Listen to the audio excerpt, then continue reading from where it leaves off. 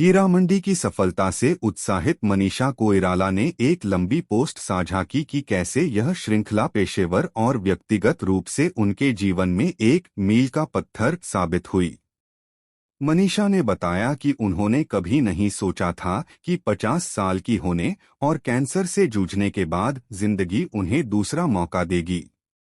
मनीषा ने श्रृंखला से कुछ खूबसूरत स्नैपशॉट साझा किए और लिखा, मैं कभी सोच भी नहीं सकती थी कि कैंसर और 50 साल की उम्र के बाद मेरा जीवन इस दूसरे चरण में विकसित होगा।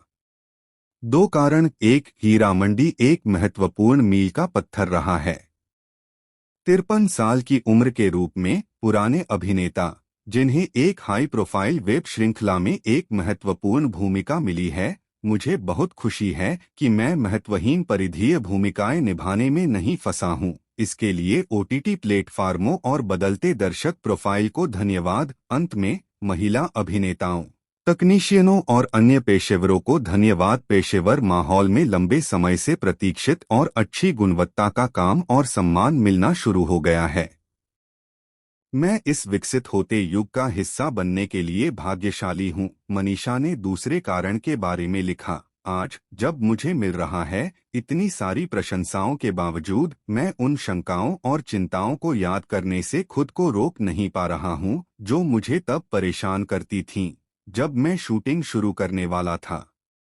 मैं अभी भी भयानक सी से उबर रहा हूँ। क्या मेरा शरीर इतना मजबूत होगा कि मैं गहन शूटिंग शेड्यूल, भारी वेशभूषा से निपट सकूं?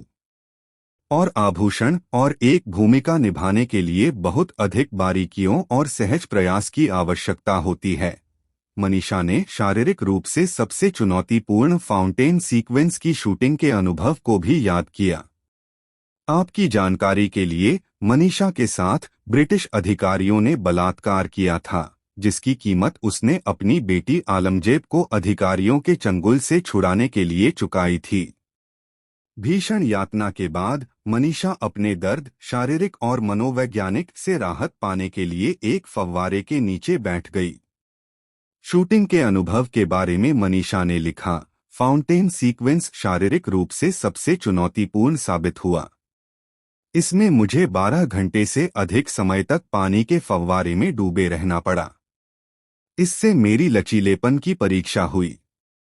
हालांकि संजय ने सोच समझकर यह सुनिश्चित किया था कि पानी गर्म हो और साफ। कुछ ही घंटों में पानी गंदा हो गया, क्योंकि मेरी टीम के सदस्य, सिनेमेटोग्राफर और कला निर्देशक की टीम दृश्य के आसपास काम करने के लिए पानी में उतर रही थी। मेरे शरीर का हर एक रोम उस गंदे पानी में भीग गया था। भले ही शूटिंग के अंत तक मैं थक चुकी थी, फिर भी मुझे अपने दिल में गहरी खुशी महसूस हुई।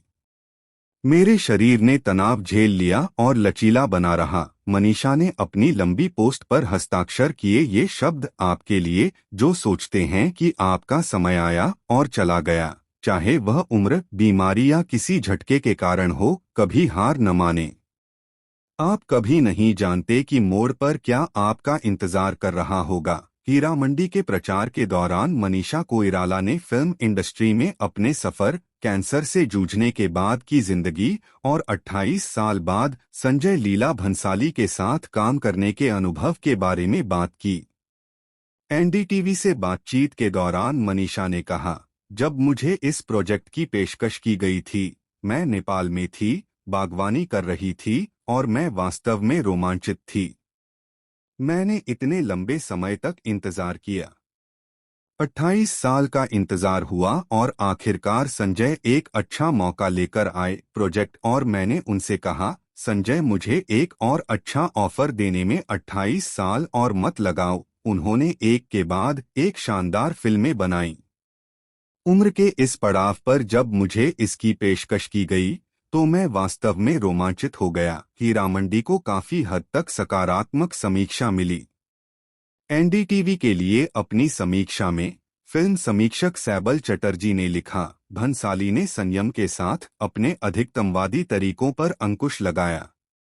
यह श्रृंखला एक उत्सव के साथ साथ उन उत्साही वेश्याओं के घर के लिए एक विलाप भी है जो उथल-पुथल वाले अंतिम वर्षों में सम्मान और स्वतंत्रता के लिए तरस रहे हैं। ब्रिटिश राज एक ऐसा युग जो नवाबों के तेजी से घटते प्रभाव से चिह्नित था, जो हीरामंडी की नटखट लड़कियों के मुख्य संरक्षक थे। श्रृंखला में मनीषा कोइराला, ऋचा चड्ढा, अदिति राव हैदरी, शर्मिन सहगल और संजीदा शेख, फरदीन खान, शेखर सुमन, अध्ययन सुमन और ताहा शाह हैं।